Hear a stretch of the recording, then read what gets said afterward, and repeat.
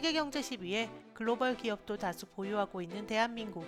그런데 OECD에서 발표하는 더 나은 삶의 지수에 의하면 한국은 하위권에 속합니다. 왜 그럴까요?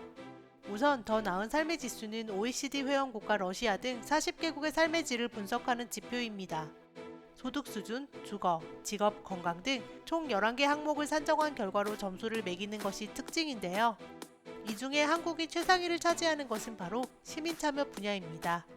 호주 다음 2등으로 한국은 높은 정치 참여율을 자랑합니다.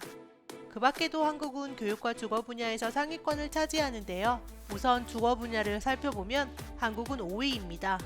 한국인 한 명이 소유한 방의 개수는 1.5개라 하는데요. 이는 OECD 평균보다는 조금 작은 수치입니다. 하지만 한국 사람들이 주거에 지불하는 비용은 비교적 적은 편인데요. 소득에서 15% 정도를 주거 비용으로 지불하여 비교 대상인 40개국 중 가장 낮은 수준을 보여주었습니다. 교육 분야도 우리는 상위권입니다. 한국 성인 인구의 87% 이상이 고등학교 이상의 교육을 마쳤으며 학생들의 학업 성취도 역시 높은 편이었습니다. 우리나라가 줄곧 최상위권을 차지하는 피사 점수도 519점으로 OECD 평균인 486보다 훨씬 높았으며 40개국 중에서는 5위를 차지하였습니다. 자, 그럼 어떤 분야가 다른 나라들보다 떨어지는 걸까요? 네, 비록 행복을 살 수는 없지만 생활 수준의 척도를 결정하는 소득 분야입니다.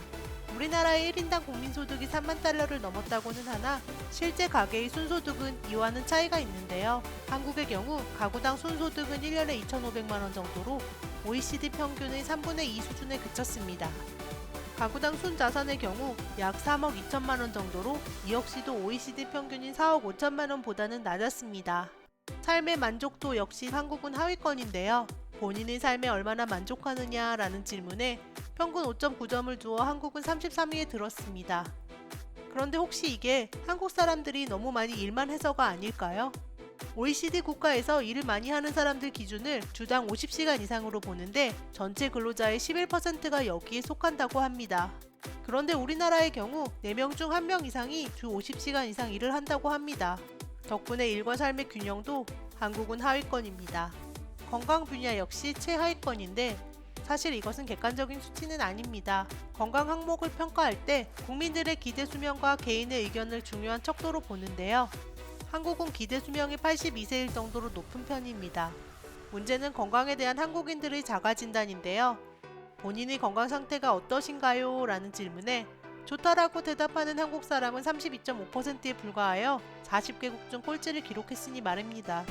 물론 객관적인 부분에서도 최하위를 차지한 분야가 있는데 바로 환경입니다. 그 이유는 바로 대기오염인데요. 우리나라의 초미세먼지 농도는 OECD 평균보다 2배 이상 높아 40개국 중 꼴찌를 하였습니다. 옆나라 밉습니다. 이러한 항목들을 총 합산하면 한국 순위는 40개국 중 30위를 차지합니다. 포르투갈이나 헝가리와 비슷한 수준입니다. 하지만 이것보다 더 높은 순위가 적절하다고 생각되는데요. 제가 애국자라서가 아니라 더 나은 삶의 지수의 많은 항목들이 주관적인 의견에 기반하기 때문입니다. 한 예로 건강 분야에서 콜롬비아의 경우 본인이 건강하다고 응답한 사람들은 80%가 넘습니다. 우리나라는 32.5%였는데 말이죠. 그런데 콜롬비아는 실제로 비만 인구도 한국보다 5배 이상 많고 기대 수명 역시 6년이나 적습니다. 정말 한국인이 콜롬비아인들보다 덜 건강할까요?